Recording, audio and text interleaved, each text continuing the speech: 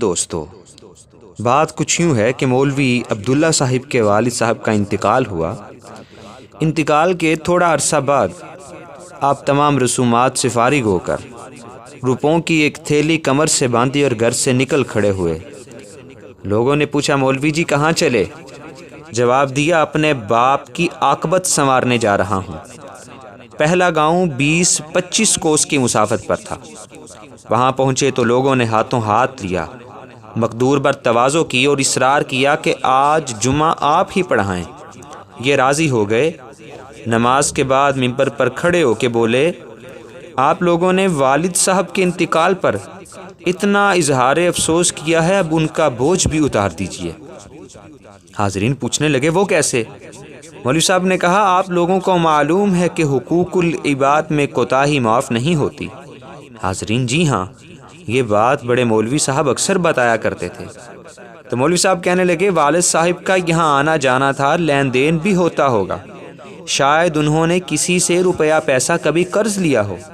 حاضرین کہنے لگے، مولوی جی آپ کیسی باتیں کر رہے ہیں، وہ تو درویش صفت آدمی تھے۔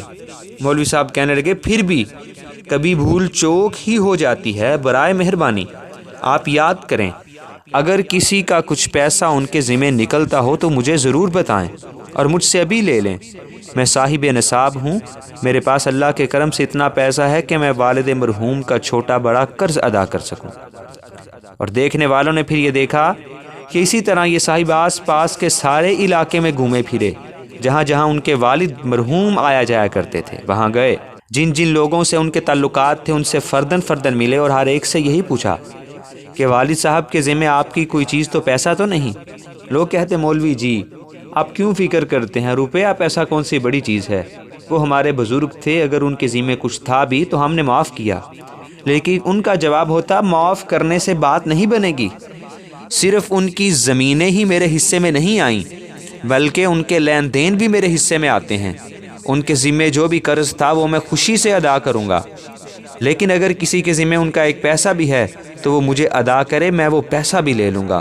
اور اس طرح سے اپنے باپ کے جانے کے بعد تمام حساب شریعت کے تقاضوں کے مطابق اور بہترین انداز سے انہوں نے چکتا کیا۔